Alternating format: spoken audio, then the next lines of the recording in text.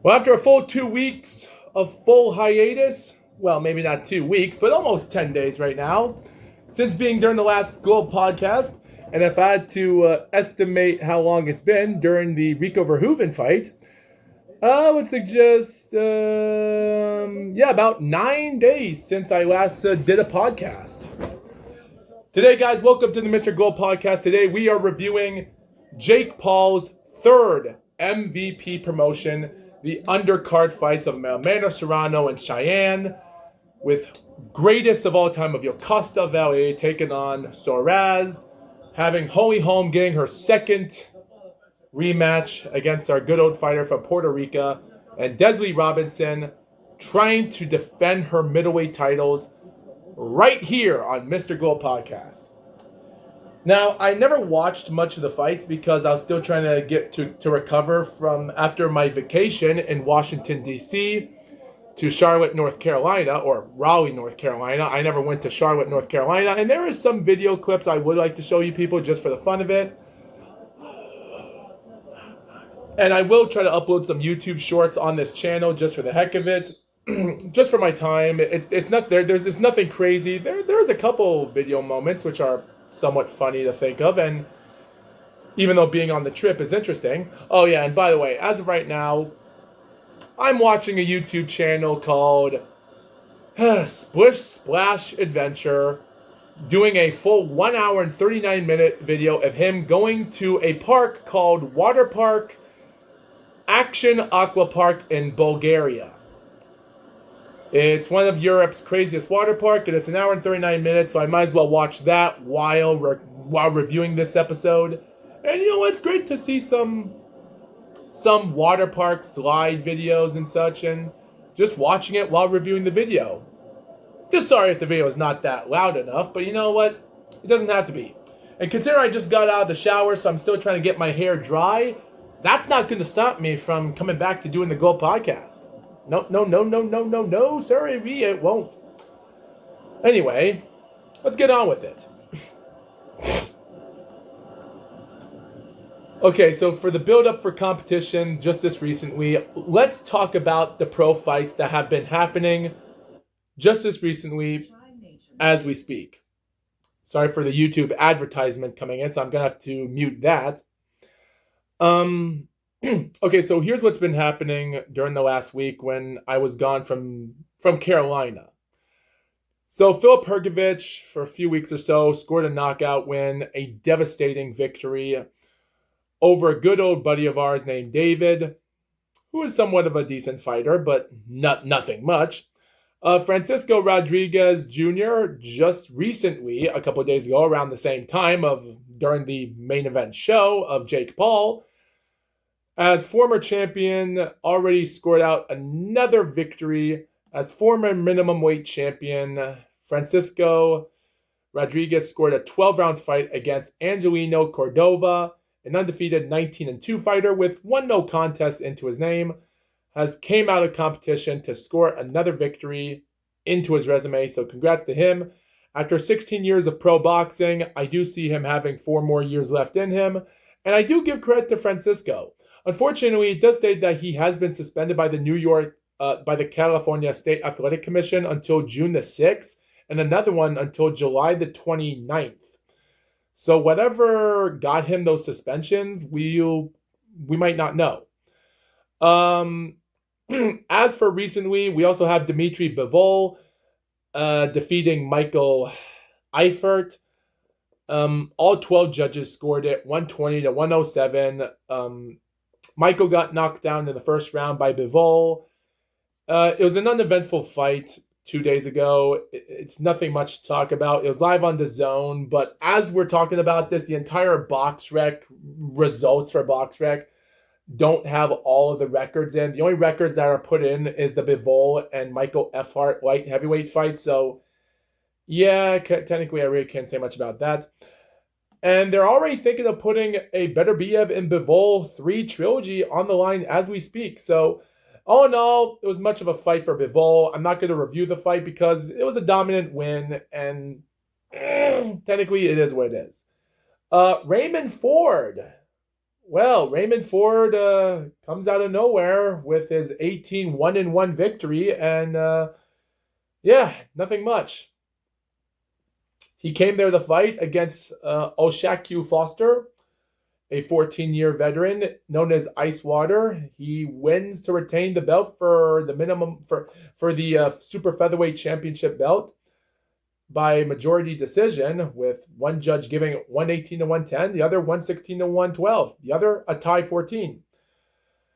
There were other moments in the show for other moments for huge winning victories, where we had a little bit of an interesting win from a guy named Javen Woodward Jr., scoring a surprising victory against contender Miguel Flores in round 8 by KO.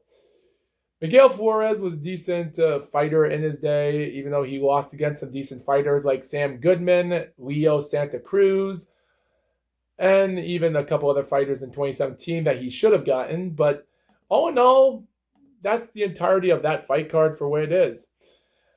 Technically, with all that being said, I really can't say that there's much to it than just scoring a couple of knockouts and calling it a good day, because at the end of the day, I really can't say for certain how devastating competition was. Live in Wembley Arena 2 days ago, Adam Azim scores a third-round TKO against Steve Claggett. We also had an IBO World Cruiserweight belt with Jurgen Odaha defeating Austin Namdi by a 12-round unanimous decision by 3 judges, scoring it all favored 115 to 113. So congratulations to the Albanian fighter for retaining his belt, even though his opponent was 14-6. So, yeah, I really can't say much about him. He is ranked number 15. So I wish this guy good luck if he does make it to he is a cruiserweight champion for IBO, but again, I can't say he's certainly a dangerous foe. But he does have something in his brain that might give him a shot. So I wish him best of luck for a title shot. Will he become champion? I can't say that. Certain.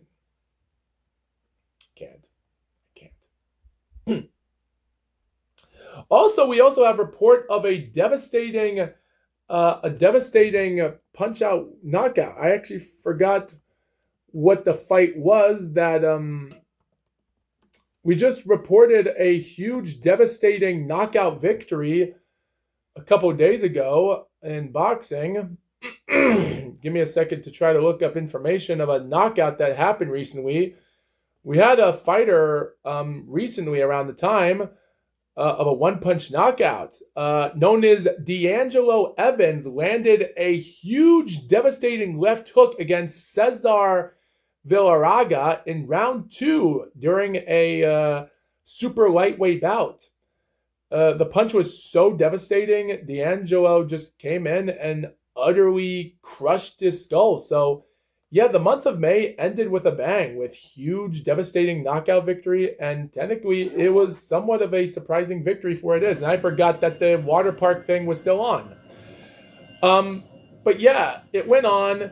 Like, D'Angelo just came in 1 minute into the second round. He goes forward against his opponent, and he makes one of the most quickest swinging punches, hitting him just around the temple of his, well, I just call it his jaw, but sometimes I call it his temple, and his head spins back and hits the canvas like a ton of bricks.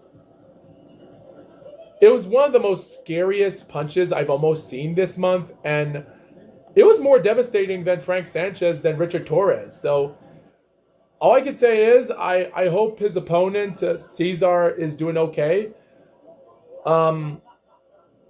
It's a crazy left hook. It's one devastating left hook I've seen in a while. So congratulations to D'Angelo for scoring that knockout. By the way, is his opponent that ranked as much as he is?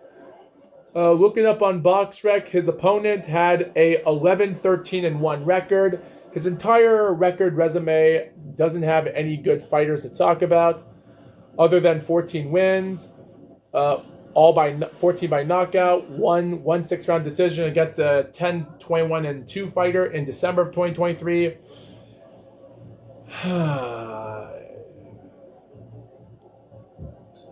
So yeah, Surprisingly, D'Angelo did took a break in 2024 by October. He came back taking on a 17-8 fighter in April last year, so he took over 13 months off to come back and score this huge knockout win. Unfortunately, speaking about being suspended for New York State Athletic Commission, he's been suspended until June the 2nd, which is tomorrow as I'm recording this. He's also being suspended on November the 25th, so whatever happen here. Again, we don't got the full information of why of these suspensions are happening. But again, these suspensions are happening as we speak. D'Angelo Evans is ranked 152 in the lightweight.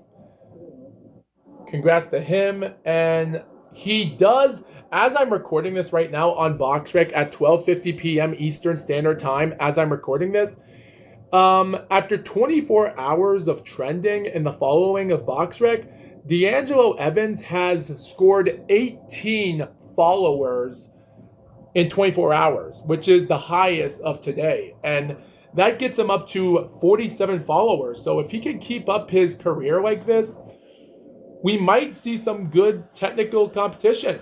We even have another guy that boxed a couple days ago named Charlie Shihai.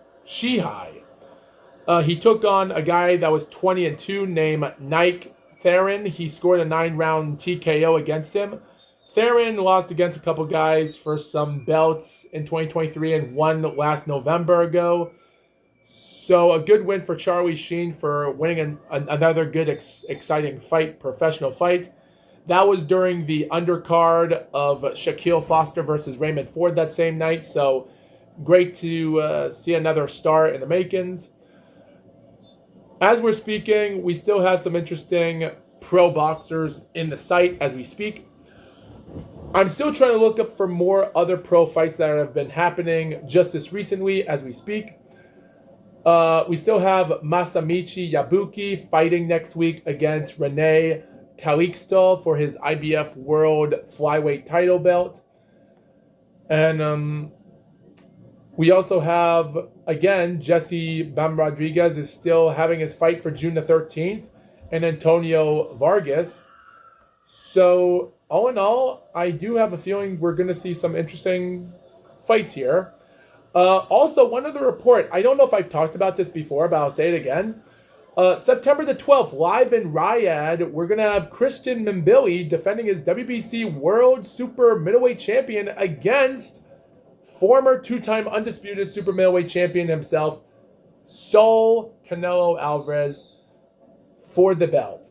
It's going to be live on DAZN pay-per-view for Carmel Estefan from Eye of the Tiger Promotions, Eddie Reynoso from Clace Y Talento, No Boxing, No Life Management Promotion. So the event is going to be titled Mexico versus the World. So we're going to have a bunch of Mexican fighters taking on other fighters from other countries. So that might be a good build-up to something happening here as time goes on. So we're going to have to wait and see what happens. So, oh yeah, and speaking about boxing for pro fights, okay, so Anthony Joshua is still having his pro fight against Christian Penga for Eddie Hearn Promotion on July the 25th on Saudi Arabia for Tom Dallas being the matchmaker of the show. So if Anthony Joshua loses his fight, we're going to have another boxing star in the makings ranked in the top 10, who's ranked number 33 right now. So if Christian Penga wins the fight, that would be ridiculous. As said before, Jaron Enos is also still having his good opportunity in Barclay Center for Alexander Zayas for WBO World Super Welterweight on the 27th. We're going to have other pro fights for the regional middleweight titles and regional super lightweight title fights, and even having a light heavyweight regional title fight as well. So that's going to have a lot of interesting competition there. I might not review the fight considering it is by Bob Arum Promotion with Eddie Hearn as well. So we'll just see how long it is and see if Bob Arum can live long enough to see another fighter make it to a championship win here. So good luck with that. And also, we do have some interesting reports here, and this will be my last report uh, before we talk about Jake Paul's promotion. Mizuki Hiruta, who actually defeated May Solomon last week ago, who I pointed out to be one of the greatest fights in the country of Giza during the Rico Verhoeven versus Alexander Usyk fight. We've already been having interesting talks here with Mizuki Hiruta, with a huge clash with Solomon. And after having great talks with Hiruta on Boxing Scene on the 23rd, the same day, where Hiruta comes out, wins the fight. And I actually changed my scorecards from 97 to 93 to 90, well, from 96 to 94 to 97 to 93. Believing that Mizuki Hiruta won 7 rounds to 3, in my opinion, because there were more punches that she was landing, even if there weren't devastating punches, than May Solomon. So the 9th round, I kind of gave it to Hiruta, even though she was having problems in that round. She was doing more of the landing punches in that fight, so I did give that away. So at the end of the day, I think the judging scorecards weren't a problem. The fight was fair, the fight was deadly, and it was a line on the line for their countrymen. The crowd were chanting for... the crowd were chanting hard for their opponent from Giza. And also, 2 months ago, Gabrielle Fundora stated 2 months ago that she would like to move up to the super flyweight to face Hiruta. So that right there might be interesting. And even around the time, because this was live on Ring TV and Boxing Scene, and I didn't know this existed. In my quote here, I don't think Gabrielle Fundora should even take her chance for that. I just don't think she's a good fighter, but again, even though Mizuki Hiruta has been defending her belts against some great good top contenders, I really can't say that she has a lot of opportunities to make a big impact into her career. Again, like Gabrielle Fundora has already pointed this out, that she wants to move up to the weight class, and I've already pointed out my theory that Mizuki Hiruta should move up to super flyweight for 2 reasons. One, she wants to unify the titles, but Yasmin Artiga and Adelaida, 2 American females that are holding on to the WBO and the other holding on to the WBA belt, do not want to fight each other. They're not even facing competition. And Irma Garcia faced a British woman 2 months ago in the first week of April. And she won it convincingly. And no one wants to fight her for the belt to unify. So that's the first reason. The super flyweight doesn't want to unify nothing. And Bam Rodriguez, thanks to Wildebardo Garcia's illness for effing the entire Undisputed show with him and Ken Shiro, just to have Kenshiro Taraji take on Bam Rodriguez, that fight's thrown out of the books and they don't want to do nothing. So Bam just wants to go up the weight class and then take on Naoya Inoue. And I think he's committing suicide for that. I just don't like that. I don't like that one bit, and I just don't think it's the right call to do that. I just find that to be the most unreprehensible thing I've ever seen in my life. I just don't think that's a good idea, and I just don't think Mizuki Hiruta is in the right state of mind to continue for boxing her way in. Like, even though her title defenses in 2025 were good, even though her win against Maribel Ramirez was a good starter, Carla Marino, Naomi Cardenas was a great fight. Gloria Gallardo, at least their winning records and less defeats in their career were good. And her win against May Solomon was just lucked on because May Solomon barely wins fights. So it made sense. And even her last win was a lucky victory that we can't find footage on YouTube. There's not a lot of footage for Mizuki Hiruta of full fight footage, unfortunately, on YouTube. So that does stink. Also, what I do find ridiculous is that there's a lot of things out there. So I do believe she has what it takes to beat up Chineka Johnson. Chineka Johnson in my opinion, has taken on good title defenses, but she has lost a couple of her fights that have been fights that she should have won, and just got obliterated by a woman with an ugly look on her face that it became undisputed 2 months ago in the super bantamweight, and she just moved up to featherweight. So I think it's a good time for Mizuki Hiruta to go up to weight class to face Chinaka Johnson for undisputed. I think she has what it takes, and I even believe that Mio Yoshida from Japan as well should also fight Chinaka Johnson. Yes, she lost against the same woman twice for the belt, who also took on Chinaka Johnson in Madison Square Garden last year, and she lost by a round 9 TKO victory against Johnson to become undisputed in the bantamweight. So why not have Mio Yoshida defend the belt against her? And if she can't do it, let Mizuki Hiruta take over for Mio Yoshida and fight Chinaka Johnson. And if Chinaka Johnson wins both fights, that's legendary for both ways. So I can say that would be a good fight on paper. For now, we're going to have to wait and see until time comes. But for now, let's sit back, relax, and wait for that opportunity to come when time comes.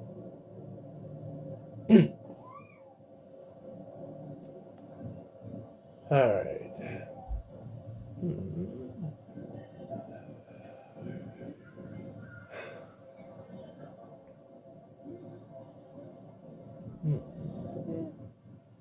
All right.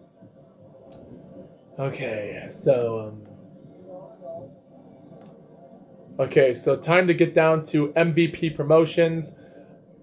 This entire show has become a wild craziness of professional boxing here. So let me double check the lookup for the Amanda Serrano show fight cards. So a bunch of the fight cards have been on to date at the time as we speak.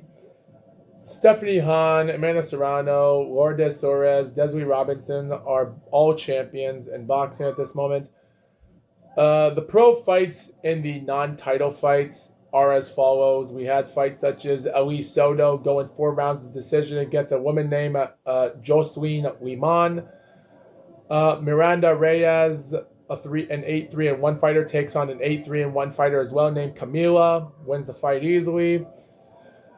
We have an 11-0 fighter in the super bantamweight. A guy named Alexander James defeats Joshua Montoya by an 8-round points decision, which he had to earn some of the rounds that he lost. So good for him to get his 12th victory in the line.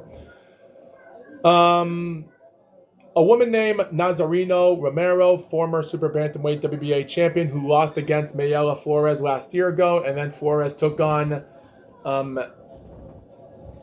Ellie Scottney, and we already know what happened there. So she picks up her first win since her defeat last year ago, so good for her, against Maria Salinas, a long journeyman jobber.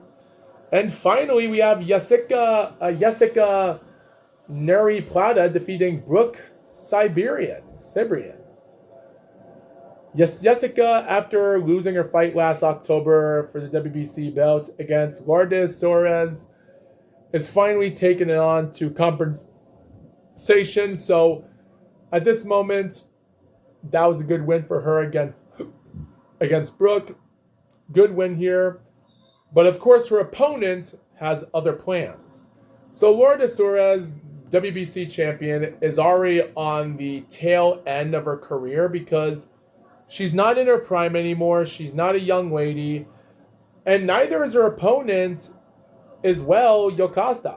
Another woman, on the other hand, who is 30 years old, named Evelyn Bermudez, who is actually the IBF, WBO, and WBA light flyweight champion, who I do believe might not be much of a great competitor, has been on the domination since her title wins in 2023. And ever since he scored a huge first-round knockout last year in September against Sarah Bailey, she is a more dangerous threat than anyone else.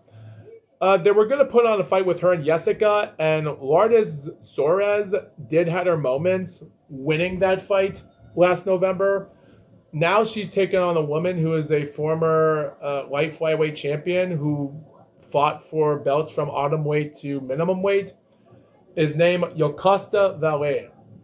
So the first fight on the show comes in as this follows, because if Lourdes wins this fight, we can have a great, we can have an amazing performance for anyone else here that would like to go in and see if they can put on a good show for the fans. Because if Suarez defeats Yokasta, give her the shot for Evelyn and go for undisputed for the fun of it. If Yokasta wins, that's going to make more money for them to take on Evelyn. And I think Evelyn, because she has fought in America and come on to her country of Argentina, will have a chance. And for both Lourdes, who's from Mexico, will take that opportunity. So I do find this to be an amazing fight on paper. I'm not going to review this fight as much, but from start to finish, this is how I grant the fight. I never watched the fight fully, unfortunately. I did stuck around to watch the main event show, unfortunately. So this is what I had to wrote down for the first show of this, for the first fight of the entire in the entire show. So I will say, though, this fight was a lot more of a closer, entertaining, badass brawl for some reason, I can say.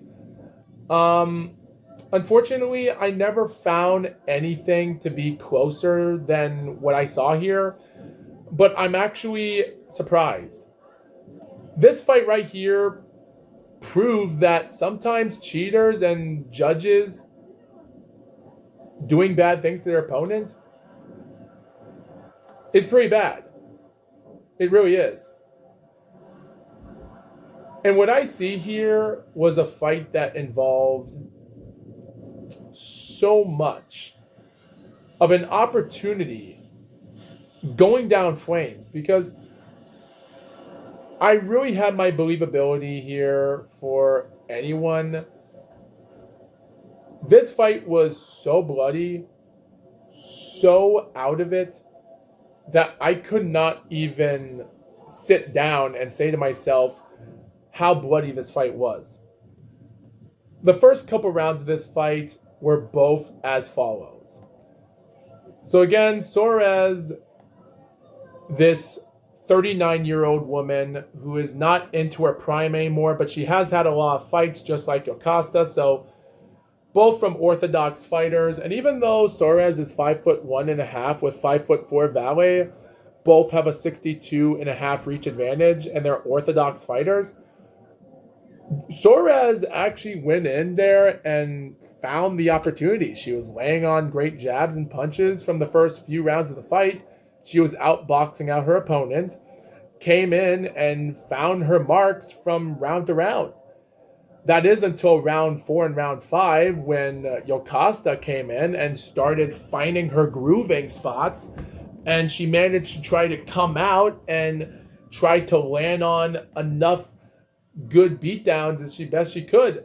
And I'll be honest, though, she had opportunities where she did a good job. They were setting out hooks. They were putting in bloody effort. Yokasta's nose or her face is bleeding out like crazy. And again, Suarez, this 39-year-old female, was coming in, laying out the foundaries of a new champion here. But that's not what she was doing. And I wasn't expecting Suarez to be a better fighter. And even on Topology.com, if you look up on Topology, with all due to respect,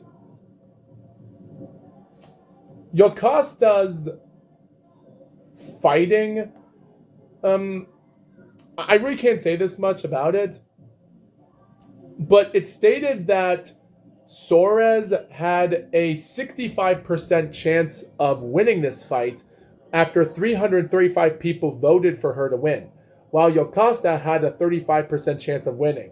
99% of fans believed Suarez would win by decision out of the 65%, while 1% say they did a knockout. Well, close enough for that person.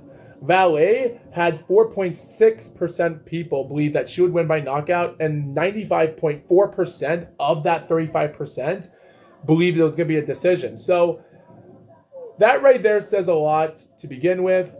there were a lot of information, replies on this Stephanie Han versus Holy Holm 2 pay-per-view fight we were getting into. This, by the way, this is a double main event, by the way, for Holm, Han, Serrano, and Hansen fight, so keep that in mind. And a lot of people had their votes on. A lot of people had their moments for anyone else believing it was going to be a tough fight for all reasons.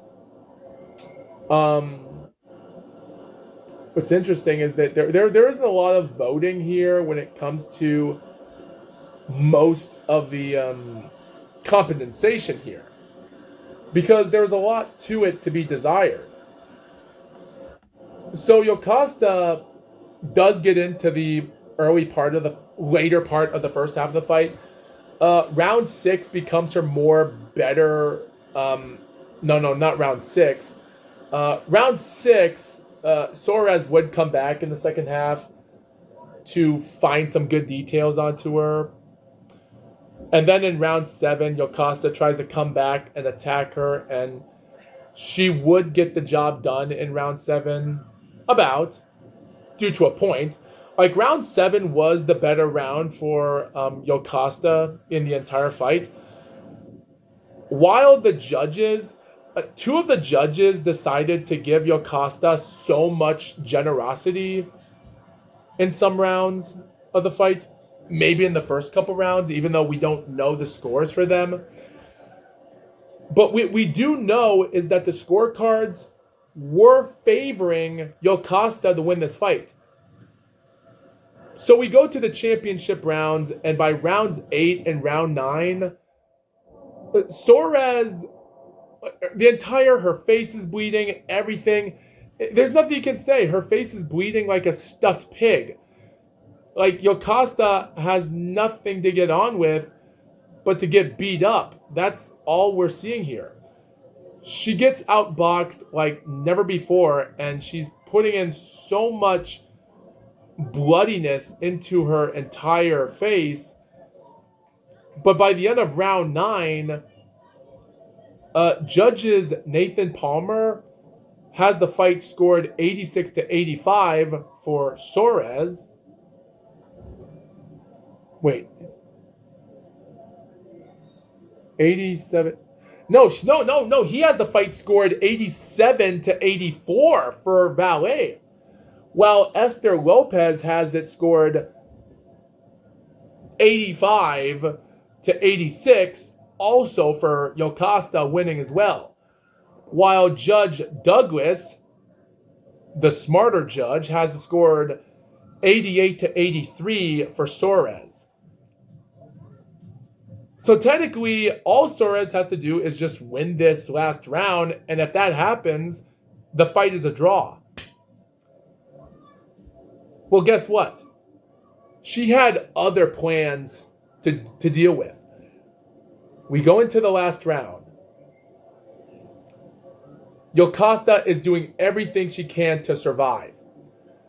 Coming into the final seconds of the round, she comes in, she's throwing more barrage of punches, just like always. Again, they're both throwing out every single punch they're doing. Soares is doing the better. She throws out a right, left. Yokasta stumbles, throws out another left, right, and Yokasta goes down to the canvas. And she gets back up at the count of 1. She gets back up, tries to recover. The referee just gives her a breath of fresh air, because they know they're coming to the end of the fight, so they might as well. Thank God they did, even though the fight would have ended either way. Goes forward, and the bell rings just the last second, giving Soares a 10-8 score. What an amazing come-from-behind fight. What an amazing fight. I'm going to give this fight an 8 out of 10. I would give this fight a 10 out of 10, but because of the judging scorecards were somewhat considerate for the reason. But at the end of the day, it was a blessing to see Soares get back on the judges for her giving her rounds to Yokasta and not to her. Because guess what? Douglas scores the fight 98-91, Soares. Nathan Palmer had it 95 to 94 for Yocasta, while Lopez had it 95 to 94 for Soares, winning it by split decision. So that knockout at the end was a 10-8 score, gave Soares the win. So considering you can say it was a close fight, I had the score 97 to 90 to 92. Unfortunately, yeah. I had the fight 97 to 92, unfortunately, and even with the 10-9, it would have been a 97 to 93 score without the knockout. So, yes, Yocasta won a few rounds, but she didn't get a lot of stuff done in all rounds. So maybe opportunities would have said Lourdes won a lot more of the rounds, and maybe a single round was won for Yocasta. Maybe. That's all I can say. But again, close fight nevertheless. Desley Robinson versus Mary Spencer. Mary Spencer, 10-3 against 11-3 Desley Robinson. This 41-year-old Canadian fighter, nothing in her prime. Neither is Desley Robinson, but does she have what it takes to be an undisputed middleweight champion at 38 years old? Well, she did have fights with Kay Scott when she lost some years ago, and then came back a year later and defeated her. Had a couple title defenses last year ago against Chloe Chaos and Logan Haller.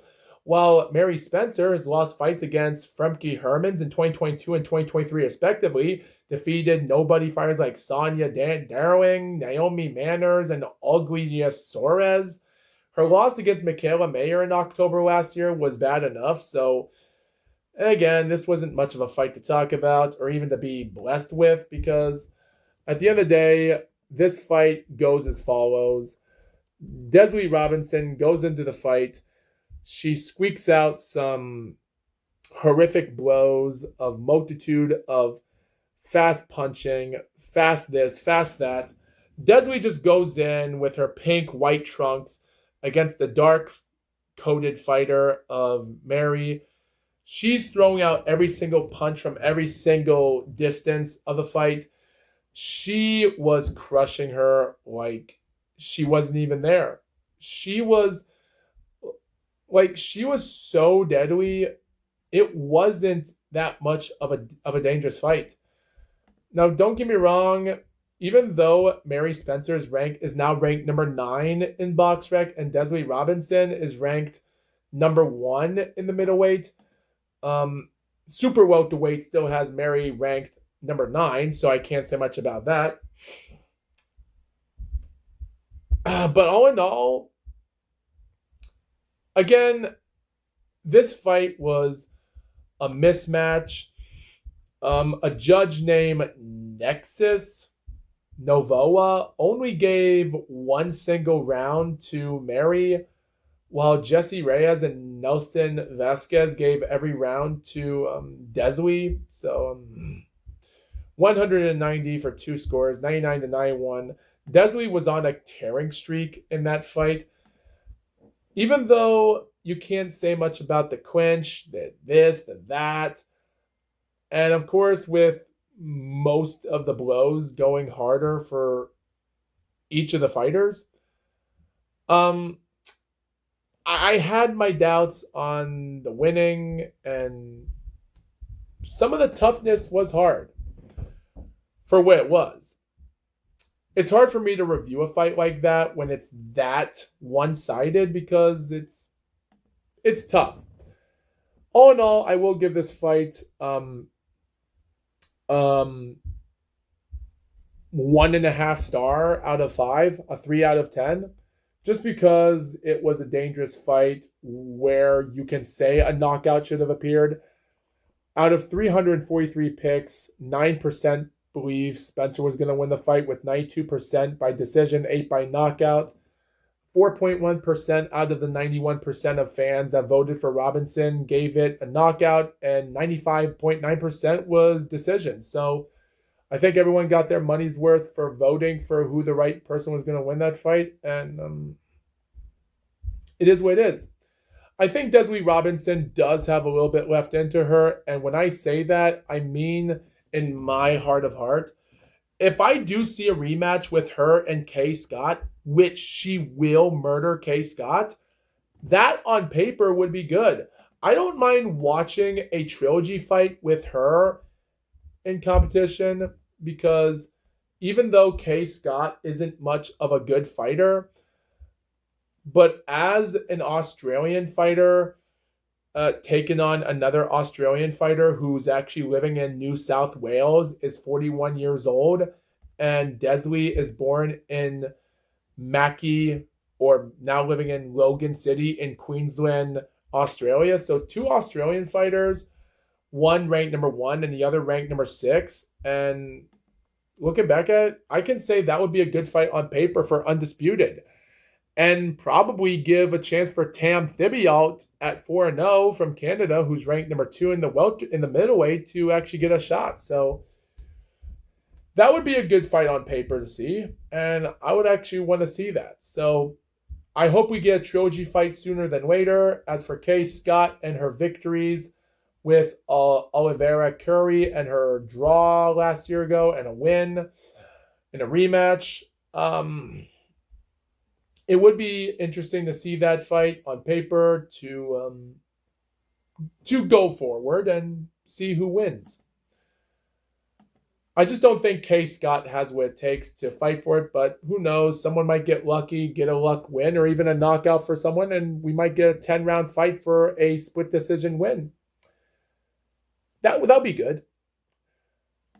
So I forgot which was the last fight, but on sportsnews.com states that the second top list is Amanda Serrano versus Cheyenne Hansen, which believes to be the second last fight on the show.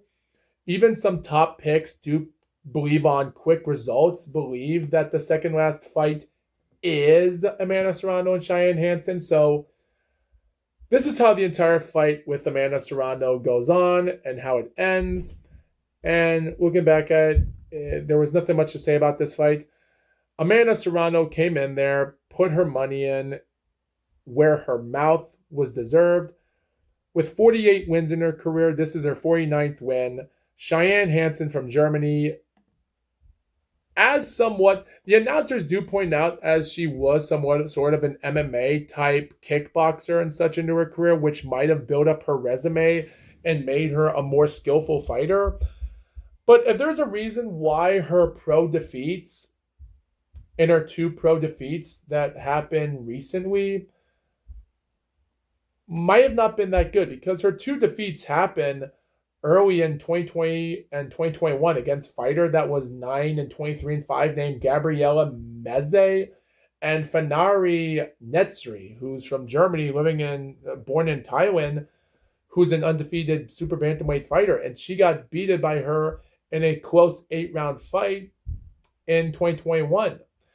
Now, in all honesty, her opponent, 9-23-5 fighter in 2020, was a 4-round fight, which was by a British judge from Great Britain. And John Latham scored the fight 39-38 for the jobber. So that right there says a lot for how this affected Cheyenne Hansen's career. She has scored a couple interesting wins, but again, they're not that good fights. They're not that good. So on paper, this fight made absolutely no sense to put this fight into per hold. She's not ranked as high as she was. I just didn't see this fight doing good. By the way, this fight was actually known as a 3-minute fight for 10 rounds. Amanda Serrano has 31 knockouts in her career, and she hasn't scored a knockout in a while. The entire fight goes as this. Both girls study each other. Surprisingly, Hansen does come in, tries to set some good jabs here or there.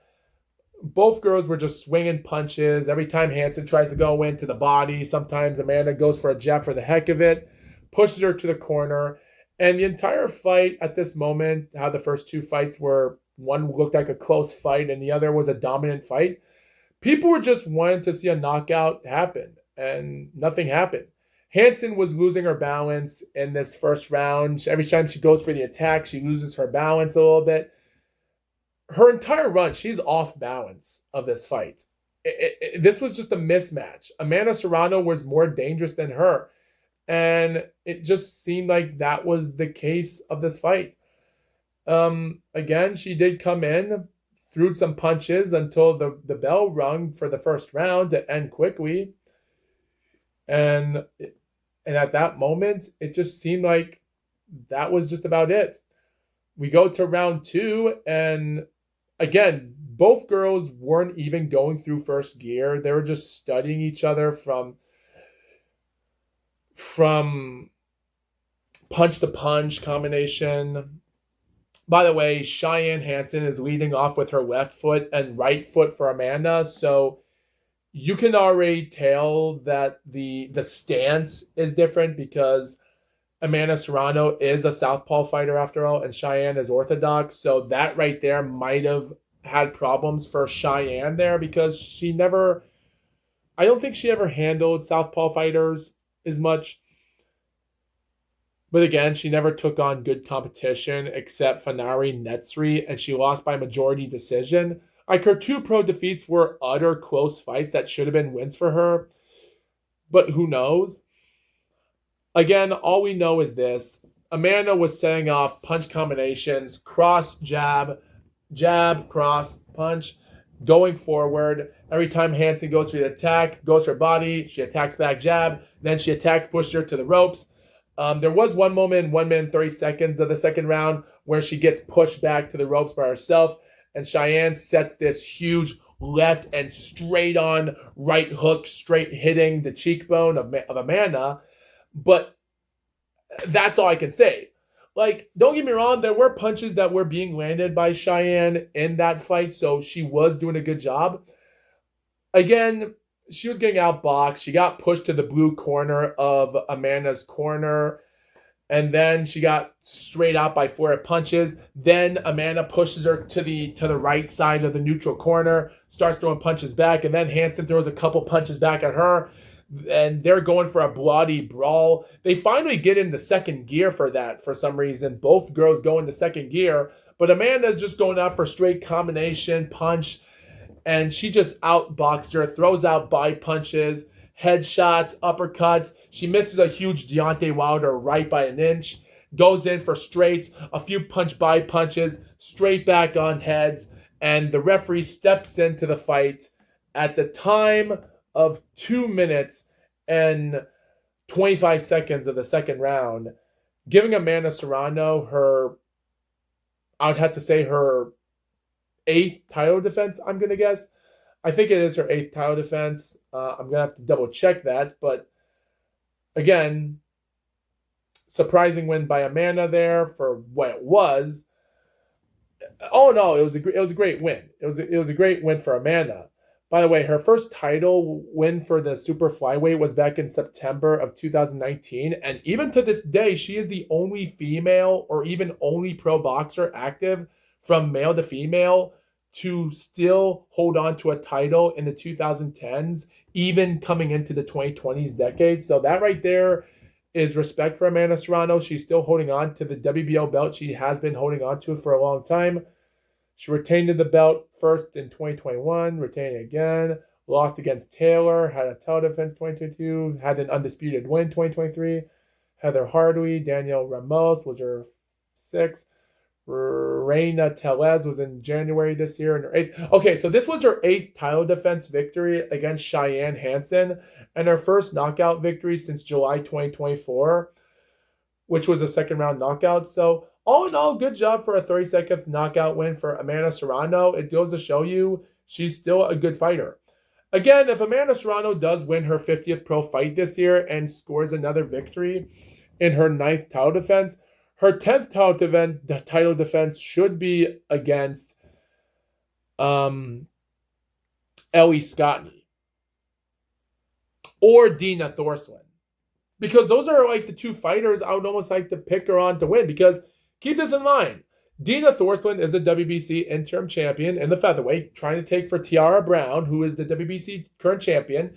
Nina Mainke is the IBF champion as we speak, while Serrano is still WBA, WBO, and Ring Magazine, and probably lineal weight champion. So I say that on paper, it'll be good. Have Amanda take on another fighter for her 9th title defense to be maybe a nobody as much. And what type of fighter should she take on against if it's not going to be Dina Thorslin or Ellie Scottney if moving up the weight class? Enrica Cruz? I don't know. Maybe that would be an interesting fight. Or how about Anera Azawa from Japan, who's 5-0-1, ranked number 9. That would be a good fight paper. No way she's going to take on Tia May Aiton. That would not be a good fight. Sky, wow, never another Australian woman named Sky Falzon. Crazy. Again, I would say she could actually have another title defense fight or something. Have her 9th title defense be a random person to get a build-up fight. And then 2027, whether if Dina Thorslin will have a champion or not, or Ellie Scottney wins one of the belts against in the featherweight, go back for unified and fight it. Or better yet, have a couple more title defenses, defend your belt for a 9th time, and if you get a 10th title defense against someone else in the featherweight, move up to welterweight. Like, I think Amanda Serrano should do a good job in welterweight, in my opinion. I have a feeling she does have what it takes to take on some good fighters. Even though she didn't defeat Katie Taylor, even though she is a former lightweight champion at one point, I can see her take on Lauren Price or even fight for WBO belt of Michaela Mayer, and that would be an interesting fight at 147 pounds. She might do good at 140 pounds. I do see Amanda Serrano having a good opportunity to get 50 wins next time and then fight for someone to tie up for Manny Pacquiao and her, because she's already won 7 weight classes, so go for one more. So the final fight on this show, we're at the 1 hour mark. We have Holly Holm taking on Stephanie Han for her WBA belt. Stephanie Han at this moment is now on the cusp of her career right now. She's taken on a past prime fighter, and the thing is, she is not in her prime as well. She's not. All in all, I can't say much about this fight other than it was a bloody war when it came down to it. Stephanie Han came into the fight just like how she tried to dominate the first fight, comes in and scores the victory like never before. The thing is, what I find interesting about this is that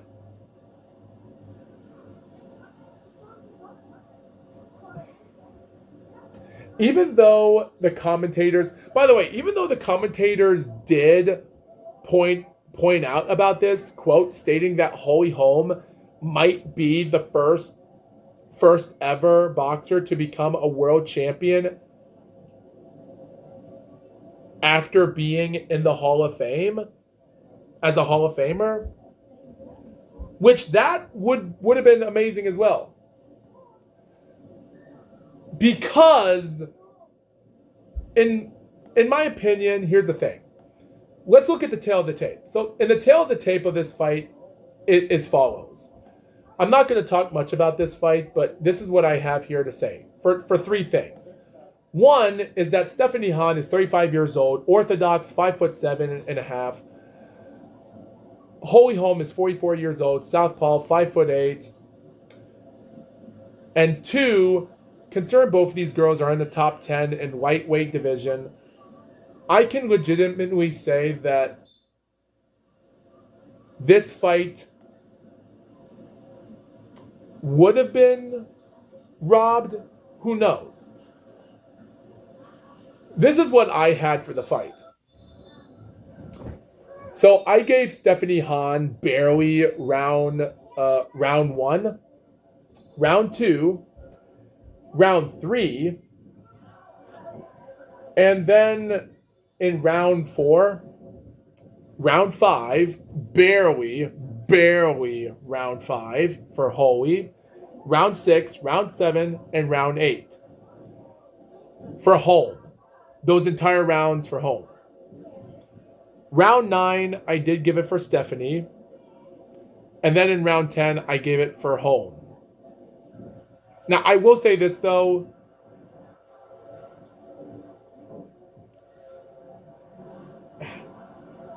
Don't get me wrong, like the first round, I couldn't judge myself to that. So I could almost say this fight would have been maybe a 95-95 score even. 96-94 for Holly. Again, whatever judges Nelson Vasquez and Sergio Kais had it for a 96 to 94 for Stephanie, we'll never know. Esperon Wilfredo had it even of the fight, which I could almost say. Again, Holy had her moments in the fights of the fight. Also, this is also a 3-minute round for 10 rounds, so I won't get into too much exploration of this fight other than that. Again, Holy Holm danced around crazy enough. Stephanie, for some reason, was not the same fighter as she was last time after winning majority of the rounds easily. Again, Stephanie is not in her prime as much, but better than in Holy Holm. The entire fight had moments for any round winnings, but when Holy came into the fourth, outboxed her opponents, it seemed like she was putting in the good work. Holy Holm, at 44 years old, was putting in the works like never before. And as a former undisputed champion during the two-belt era, when she became undisputed in 2007 at one point, when the WBA and WBC were the only two belts that existed until the IBF belt existed in 2009 in women's boxing, and then the WBO came in 2010. So I can't really say that for certain that anyone would have believed that there would have been a robbery here. Both girls were clobbering in like never before. It was an exciting fight for what it is, and I loved every bit of it. Now, don't get me wrong, even though I do give Amanda Serrano 2.5 stars, but I decided to give her 3 stars out of 5 for the fun of it, which was a good quick 2-round knockout victory because on BoxRec it shows that this entire show only has 0 knockouts in the show, and only 1 was a knockout victory for Amanda Serrano. Yes, the light flyweight was a knockout, but it ended in decision. So that's why I give it 3 stars. It was a quick fight. Everyone got their money's worth for Serrano. This fight right here got robbed so badly.